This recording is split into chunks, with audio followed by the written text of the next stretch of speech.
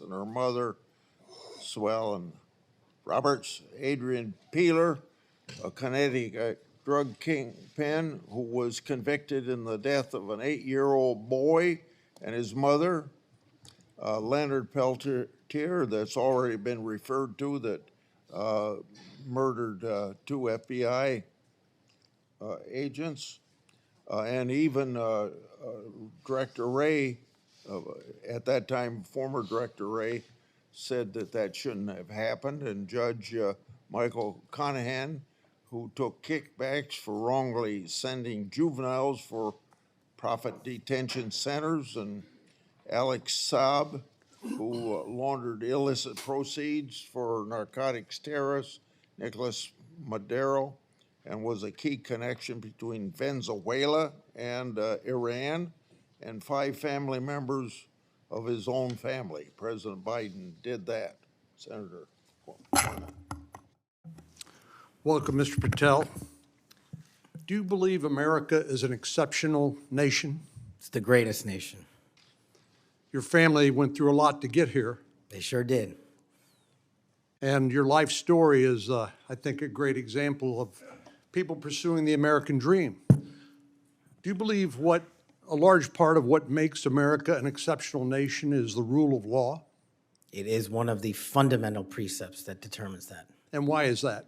Because without a singular application of a rule of law, we go back to the Uganda that my father fled in Idi Amin.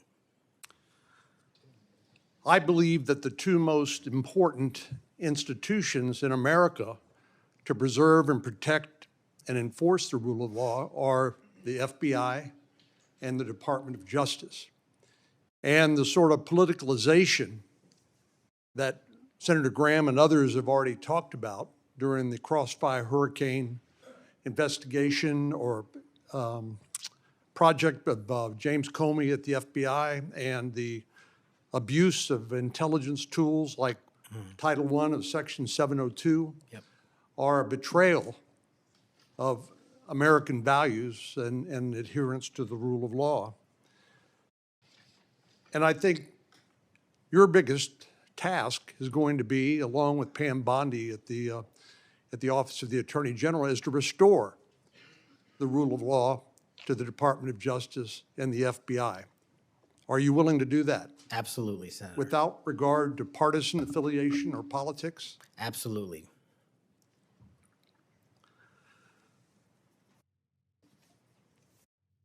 Do you believe President Trump, as the commander-in-chief, needs access to all of the lawfully available intelligence that can be collected by the American intelligence community in order to inform him so that he can make good judgments as commander-in-chief to assure the safety and security of the American people?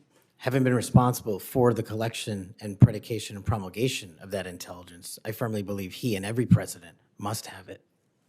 And so you would not support any impractical or perhaps immaterial or unworkable ways to inhibit the flow of that information to President Trump? No, I would not. So let me just ask you, you and I have talked about this a number of times, and this has come up before in a number of different contexts. But as I've always said, I think Section 702 of the Foreign Intelligence Surveillance Act is the most important law that most Americans have never heard of. Yeah. But when I was questioning my fellow Texan, John Ratcliffe, who now has been confirmed as the director of the CIA, about this, we talked about some of the reforms that have been made to Section 702 over the years. This has been an ongoing conversation here in Congress. People like my colleague here, Senator Lee, and others have proposed reforms, which I think have gone a long way to help protect the privacy rights of American citizens.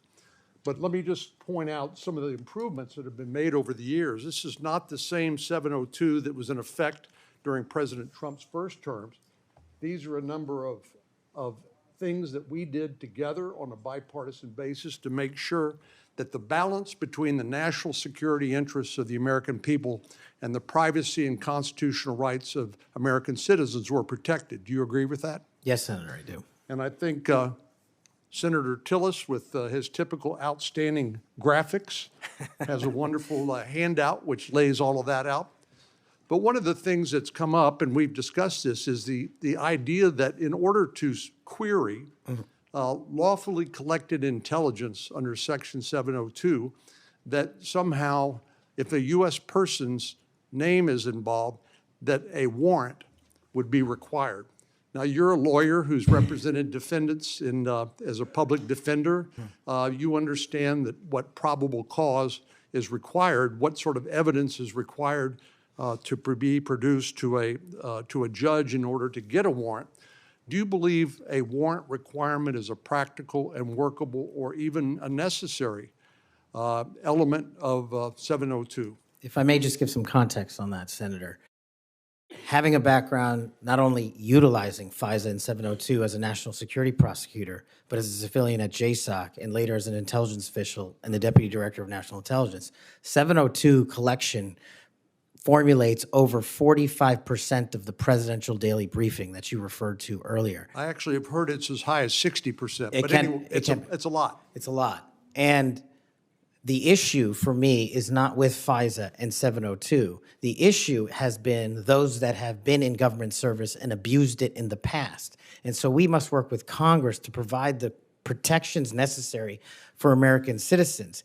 Dealing with these matters, including hostage rescue operations in real time, which we use FISA collection to find and save American hostages, having a warrant requirement to go through that information in real time is just not comportive with the requirement to protect American citizenry. I'm all open to working with Congress on finding a better way forward, but right now, these improvements that you've made go a long way. Well, and Director Ratcliffe said that he did not believe that, given the context of 702 collection, whether a foreign target communicates with a U.S. person, that there'd be sufficient evidence to go to the Foreign Intelligence Surveillance Court or any other court to demonstrate probable cause. Do you agree with that? Yeah, just in real time, Senator, excuse me, it's almost impossible to make that function and serve the national no-fail mission. I think you hit the nail on the head when you point out the lack of trust. Any of these tools can be abused by people who are willing to break the law or abuse these tools or violate the public trust. Director Ratcliffe again used, I thought, a helpful analogy. I'll see if you agree with it. He said the knives in your kitchen have a very useful and beneficial purpose, but they too can be misused do